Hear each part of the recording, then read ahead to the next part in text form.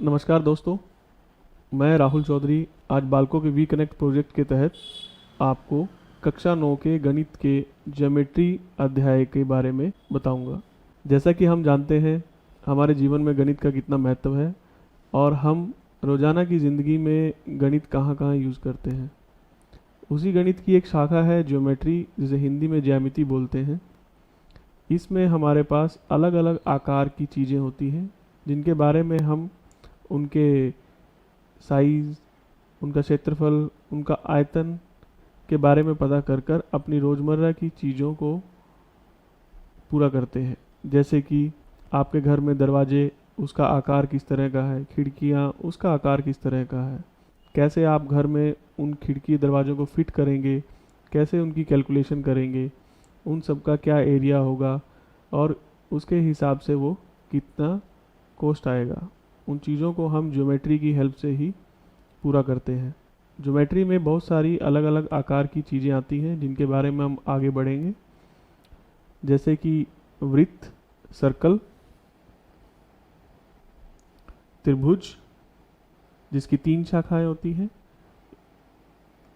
आयतन जिसकी 4 होती हैं, सिलेंड्रिकल शेप और क्यूबॉइड जिनके आयतन के लिए हम आगे पढ़ेंगे। तो ज्योमेट्री में मेनली हम स्ट्रेट लाइन एंड एंगल, जैसे कि सरल रेखा और कोण, कॉन्ग्रुएंसी ऑफ ट्राइंगल, त्रिभुजों की सर्वांग समता, क्वाड्रिलेटरल, चतुर्भुज, transformation and symmetry in geometrical shapes, ज्यामितीय आकृतियों में परिवर्तन और समरूपता, ज्योमेट्रिकल कंस्ट्रक्शन, ज्यामितीय निर्माण, इन चीज़ों के बारे में पढ़ेंगे। तो आज हम कवर करेंगे straight line and angle, congruency of triangles and quadrilaterals. Straight line and angle में हम पढ़ेंगे line segment and and points, collinear points, line and angle, adjacent angles, complementary angles and supplementary angles, intersecting and parallel lines, angle by two intersecting lines, vertical opposite angles, parallel and transversal lines, properties of corresponding angles and alternative angles, and line parallel to the same lines। कक्षा के दौरान मैं हिंदी और अंग्रेजी दोनों शब्दों का प्रयोग करूंगा जिससे कि आपको समझने में ज़्यादा सहूलियत हो। पहली शुरुआत करेंगे हम रेखाखंड और अंत बिंदुओं से। जब भी हम कोई रेखा खींचते हैं तो उसके 3 पार्ट्स होते हैं। जैसे कि मैंने ये लाइन खींची, ये रेखा को हम डिफाइन करेंगे तो अगर हम इसके आगे एक एरो लगाते हैं तो इसको एक किरण बोला जाता है, कि इसका मतलब है कि ये दाईं तरफ जा रही है। और जब हम उसके लेफ्ट साइड में एक एरो लगाते हैं तो ये हमारे बाईं तरफ जा रही है। अब इस किरण को हम या रेखा को अगर हमें डिफाइन करना है तो हम इस पर बिंदुओं का उपयोग करते हैं, जैसे कि P और Q। P और Q इस किरण का एक रेखाखंड है जिसकी लंबाई PQ है और इसी से हम बताते हैं कि हमारा रेखाखंड की लंबाई कितनी है। तो आइए देखते हैं इन रेखाओं में हम कितने रेखाखंड बनाते हैं। जैसे कि पहले चित्र में PQR एक रेखा है जिसकी दोनों तरफ तीर लगा हुआ है, तीर का निशान है, जिससे पता चलता है कि ये असीमित है। लेकिन हमने इसको रेखाखंडों में विभाजित कर दिया है, जैसे कि PQ, QR और PR, और इन्हीं तीनों रेखाखंडों की अलग अलग लंबाई है। इसी तरह दूसरे चित्र में हमारे पास रेखाखंड आते हैं PQ, QR, RS, ST और TU। इसके साथ ही हम इनको दूसरा PR, RT या फिर PS, PT और PU अलग अलग रेखाखंड बना सकते हैं जिनकी अलग अलग लंबाई होगी। दूसरा पॉइंट है सरेख बिंदु, कॉलिनियर पॉइंट। सभी बिंदु जो एक ही रेखा पर स्थित हो सरेख बिंदु कहलाते हैं। जैसे चित्र में ABC, ये A और B और C तीनों ही सरेख बिंदु हैं क्योंकि ये एक ही सीधी रेखा में हैं। स्पष्टतः कोई भी दो बिंदु हो किसी न किसी एक रेखा पर तो अवश्य होंगे और उस रेखा पर वे सरेख होंगे, लेकिन सरेख बिंदु का नियम तभी लागू होता है जब बिंदु दो से अधिक हो। जैसे कि दूसरे चित्र में ए बी सी एक सरेख बिंदु हैं, जबकि बी सी और डी ये सरेख बिंदु नहीं है क्योंकि ये एक रेखा पे नहीं है। अगर हम सी डी को यहाँ पर ले आते और डी को यहाँ लिख सकते थे तो मेरा ए बी सी डी चारों ही सरेख बिंदु कहलाते हैं। अब हम ये सोचना होगा कि क्या तीन सरेख बिंदुओं से त्रिभुज बन सकता है, तो उसका जवाब है नहीं। इसके बाद आता है रेखा और कोण। जब रेखा सीधी होती है तो वो 180 डिग्री का कोण बनाती है किसी भी एक बिंदु पर, लेकिन जब दो रेखाएं एक दूसरे को काटती हैं तो वो अलग अलग कोण बनाती है। इसी चीज को हम अभी डिस्कस करेंगे। पहला है न्यून कोण, एक्यूट एंगल। दूसरा समकोण, राइट एंगल। तीसरा अधिक कोण, एब्टूज एंगल। सरल या ऋजु कोण, स्ट्रेट एंगल। तथा प्रतिवर्ती या वृहित कोण, रिफ्लेक्स एंगल। जब आपका कोण का मान 90 डिग्री से कम होता है उसे हम न्यून कोण बोलते हैं। जब मान 90 डिग्री हो उसे समकोण बोलते हैं, और जब ऑब्ट्यूज एंगल यानी कि 90 डिग्री से अधिक हो उसे अधिक कोण बोलते हैं।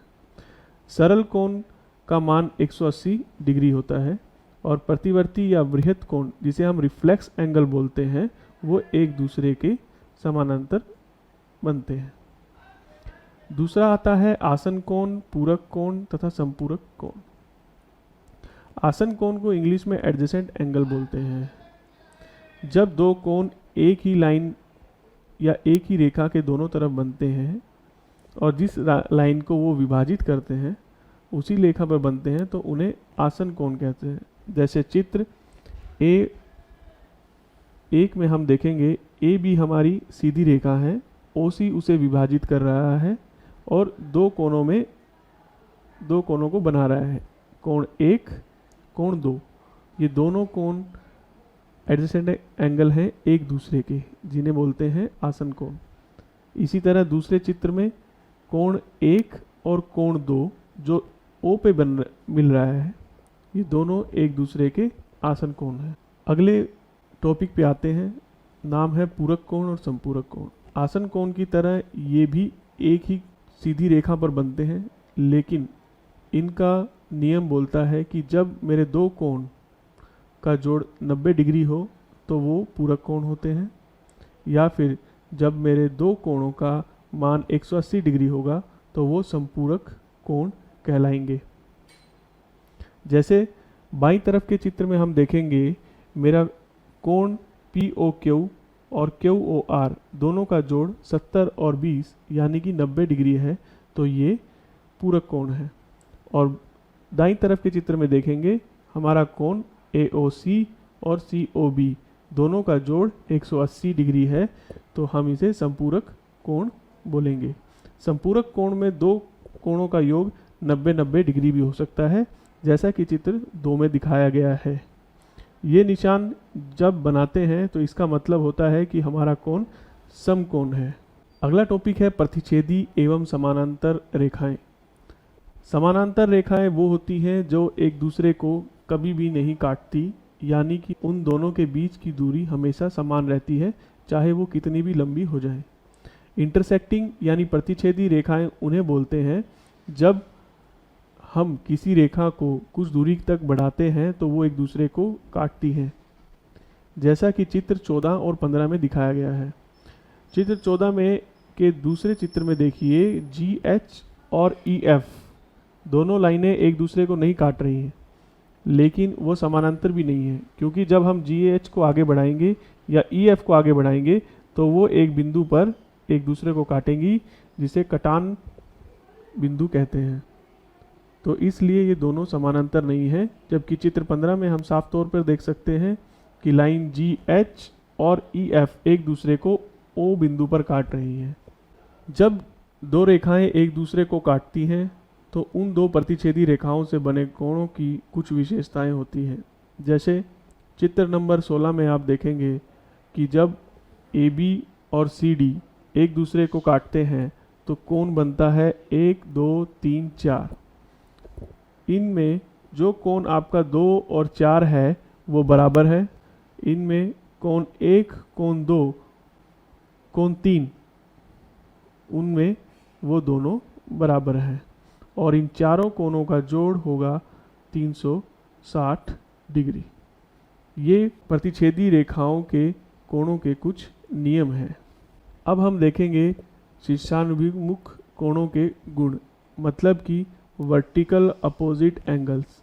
जब दो रेखाएं एक दूसरे को किसी बिंदु पर काटती हैं तो आमने सामने के जो कोण बनते हैं उनमें क्या समानताएं होती हैं उसको हम यहाँ पर दिखाएंगे। जैसे कि रेखा नंबर AB और CD O पर काटती है और कोण 1 2 3 4 बनाती है। तो यहाँ पर हम देखेंगे कोण 1 और 3, कोण 2 और 4 हमारे शीर्षानुमुखी यानी कि वर्टिकल अपोजिट एंगल्स हैं। यहाँ पर हम सिद्ध करेंगे कि हमारा कोण 1 और 3 और 2 और 4 दोनों बराबर हैं या नहीं। हम ये जानते हैं कि कोण COB और BOD 180 डिग्री है। COB BOD, क्योंकि ये एक सरल कोण है तो इसका मतलब हुआ कोण 2 और कोण 3 180 डिग्री हो गया। इसी तरह AOC और COB दोनों 180 डिग्री हैं क्योंकि ये दोनों भी सरल कोण हैं। अगर हम इन दोनों इक्वेशंस को मिलाएंगे, कंपेयर करेंगे तो हमारे पास आएगा कोण 2 और कोण 3 बराबर है कोण 1 और 2 के। तो दोनों में से कोण 2 माइनस हो जाएगा तो हमारे पास बचेगा कोण 3 बराबर है कोण 1 का, जो कि हम बोल रहे थे। इसी तरह हम बोल सकते हैं कि कोण 2 और कोण 4 भी एक दूसरे के बराबर है। नेक्स्ट पॉइंट है समानांतर रेखा और त्रियक रेखाएं। समानांतर रेखा हम जैसे कि पहले ही पढ़ चुके हैं, जो रेखाएं किसी भी दूरी पर एक दूसरे को नहीं काटती हैं।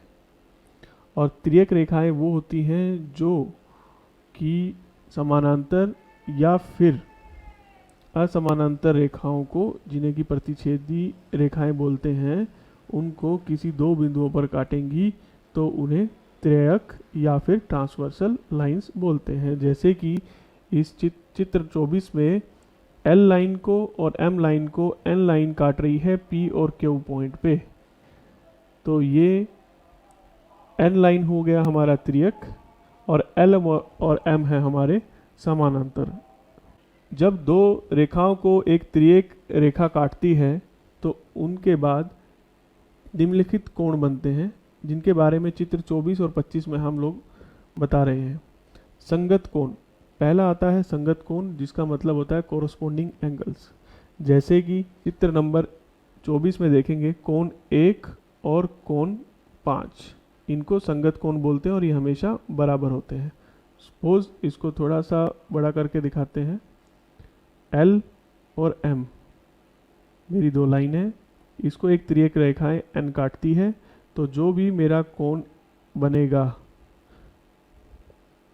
L के और N पे काटने पर ये दोनों कोण बराबर होंगे 1 और 5, इनको हम संगत कोण बोलेंगे। और जो इनके नीचे में बनते हैं कोण, जिसको हम कोण 4 या 5 का नाम देंगे, इनको बोलते हैं एकांतर अंत्यकोण, alternative interior angle.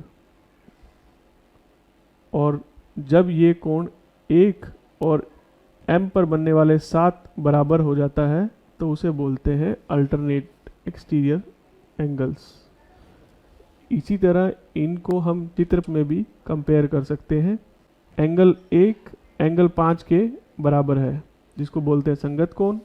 Angle 1 angle 7 के बराबर है जिसको बोलते हैं अल्टरनेट एक्सटीरियर एंगल, और एंगल 4 आपका एंगल 6 के बराबर आता है जिसको बोलते हैं हम अल्टरनेट इंटीरियर एंगल।